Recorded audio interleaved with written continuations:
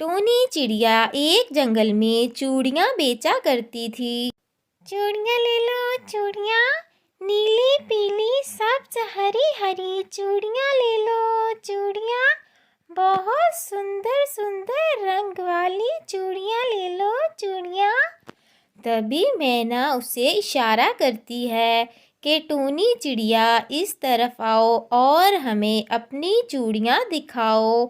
मैना और टुनटुन चिड़िया को चूड़ियाँ पहनने का बहुत ज़्यादा शौक था। तभी टोनी चिड़िया अपनी टोकरी लेकर उनके पास आती है और नीचे रखती है। मैना पूछती है कि टोनी चिड़िया कैसी चूड़ियाँ हैं। मैना कहती है बहुत सुंदर सुंदर चूड़ियाँ हैं। लेकिन मैना टोनी चिड़िया के साथ उधार करना चाहती थी। टोनी चिड़िया नहीं मानती क्योंकि मैना ने उसके पिछली बारी के भी पैसे नहीं अदा किए, इसलिए वो वहाँ से चली जाती है। टोनी चिड़िया की शादी राजा के साथ होती है। राजा टोनी चिड़िया से बहुत प्यार करता था, लेकिन उसकी एक ही शर्त थी कि उसे 2 बेटे चाहिए और अगर बेटियां हुई तो टोनी चिड़िया को उसे छोड़कर जाना होगा। अब टोनी चिड़िया पहले ही दिन बहुत परेशान हो जाती है। जैसे ऊपर वाले की इच्छा, टोनी चिड़िया के यहाँ 2 नन्ही मुन्नी प्यारी सी बेटियां पैदा होती हैं। टोनी चिड़िया सारा दिन चूड़ियाँ बेचकर उनके लिए दूध लाती है और सारा दूध वो अपनी बेटियों को पिला देती है, लेकिन टोनी चिड़िया के लिए बिल्कुल दूध नहीं बचता। वो बेचारी खाली मटका सर पे लिए खड़ी थी और इसी सोच में थी कि आखिर मैं क्या खाऊं।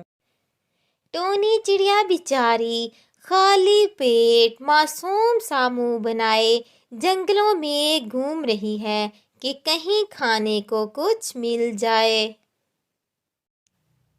राजा ने मुझे छोड़कर अच्छा नहीं किया, मुझे बहुत भूख लगी हुई है। अगर मैं खुद खा लेती तो मेरी बेचारी दोनों बेटियां भूखी सोती। मुझे अब क्या करना होगा? मैं कोई और काम तलाश करती हूँ। या अल्लाह, मुझे कोई ना कोई काम दिला दे ताकि मेरी ये भूख खत्म हो सके। टोनी चिड़िया की माँ ने जो उसे जेवर दिया था वो इसे बेचकर एक रिक्शा खरीदती है, जिससे माँ बेटियाँ पेट भरकर खाना खा सकती हैं। और दूसरी तरफ राजा को अपनी गलती का एहसास हो जाता है कि बेटी या बेटा देना तो ऊपर वाले की मर्ज़ी से है। मैंने खामखा अपनी इतनी प्यारी और अच्छी बीवी को छोड़ दिया। इसी वजह से वो बहुत ज़्यादा रोता है। राजा अपनी दोस्त बतख के पास जाता है और उससे पूछता है कि क्या तुमने टोनी चिड़िया और उसकी दोनों बेटियों को कहीं देखा है। तभी बतख उसे बताती है कि नहीं, टोनी चिड़िया के हालात काफ़ी ख़राब हो चुके थे, इसी वजह से वो ये जंगल छोड़कर किसी दूसरे जंगल में चली गई है। तो राजा उसे कहता है क्या यार, मैंने उसे माफ़ी मांगनी थी, मैंने उस बेचारी को घर से निकाल दिया। अब वो मुझे नहीं पता कि किस हाल में होगी। मुझे अपनी गलती का एहसास हो गया है। चलो ठीक है, मैं किसी और से जाकर पूछता हूँ। तभी राजा वहाँ से चला जाता है और बतख उसे कहती है बेस्ट ऑफ लक। उड़ते उड़ते राजा एक और घने और सब्ज जंगल में पहुंच जाता है। राजा उड़ते उड़ते काफ़ी थक चुका था। वो किसी ऐसी जगह की तलाश में था जहां पर वो बैठकर कुछ देर आराम कर सके। वो एक दरख्त के नीचे बैठ जाता है اور اسی سوچ میں ہوتا ہے کہ وہ مشرق کی اور جائے یا مغرب کی اور۔ وہ خود سے باتیں کر رہا ہوتا ہے، تبھی وہاں پر ایک لال رنگ کا کیڑا آتا ہے جو کہ راجا سے کہتا ہے کہ تم مجھے بتاؤ، میں تمہاری کچھ نہ کچھ مدد کر سکتی ہوں۔ تبھی راجا اسے بتاتا ہے کہ وہ اپنی بیوی اور بچوں کو ڈھونڈ رہا ہے۔ تبھی وہ لال کیڑا اسے بتاتا ہے کہ تم یہاں سیدھے مشرق کی اور نیلے طلسماتی جنگل میں چلا جاؤ۔ وہاں پر ایک بہت خوبصورت درخت ہے جو کہ تمام پنچھیوں کی ہر اچھا کو پورا کرتا ہے۔ مجھے یقین ہے کہ وہ تمہاری بھی ضرور مدد کرے گا۔ اب تم سیدھے یہاں مشرق کی اور چلے جاؤ۔ راجا لال کیڑے کا شکریہ ادا کرتا ہے کہ اس نے اس کی اتنی زیادہ مدد کی۔ تبھی وہ فیصلہ کرتا ہے کہ ابھی کے ابھی وہ اس نیلے جنگل میں جائے گا۔ راجا اڑتے اڑتے نیلے جادوئی جنگل میں پہنچ جاتا ہے، جہاں پر اسے ایک بہت چمکدار مالٹے کا درخت نظر آتا ہے جس پر بہت روشنی چمک رہی ہوتی ہے۔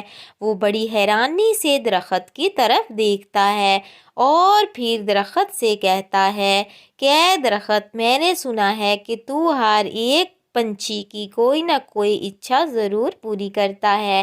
میری بھی ایک اچھا ہے کہ میں اپنی بیوی اور بچوں سے ملنا چاہتا ہوں۔ آپ میری مدد کیجیے۔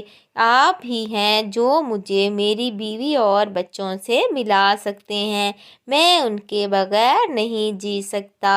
اس کی یہ ساری باتیں سن کر درخت پگھل جاتا ہے اور اس سے ایک روشنی آتی ہے جو کہ ایک مالٹے کو اس کے سامنے رکھ دیتی ہے اور درخت سے آواز آتی ہے، راجا، یہ مالٹا لے جاؤ اور جا کر اپنی پتنی کو دے دو۔ تمہاری اجڑی دنیا پھر سے آباد ہو جائے گی اور آئندہ تم کبھی بھی کوئی ایسی غلطی مت کرنا۔ راجا درخت کا بہت شکریہ ادا کرتا ہے کہ اس نے اس کی پکار سن لی اور مالٹے کی شکل میں اس کی مدد کی۔ راجا کہتا ہے کہ میں یہ مالٹا لے جا کر اپنی پتنی کو دوں گا اور وہ اسے کھائے گی اور ہماری ہمیشہ کے لیے صلح ہو جائے گی۔ تبھی راجا کو ایک گھونسلے میں ٹونی چڑیا بیٹھی نظر آ جاتی ہے۔ وہ جلدی سے اس کے پاس جاتا ہے، اسے وہ مالٹا دیتا ہے اور اسے معافی مانگتا ہے۔ تبھی ٹونی چڑیا کی آنکھوں میں خوشی سے آنسو آ جاتے ہیں کہ آخر راجا کو اس کی غلطی کا احساس ہو ہی گیا۔ ٹونی چڑیا اسے معاف کر دیتی ہے اور پھر وہ ہمیشہ ہمیشہ کے لیے ایک ساتھ رہنا شروع کر دیتے ہیں۔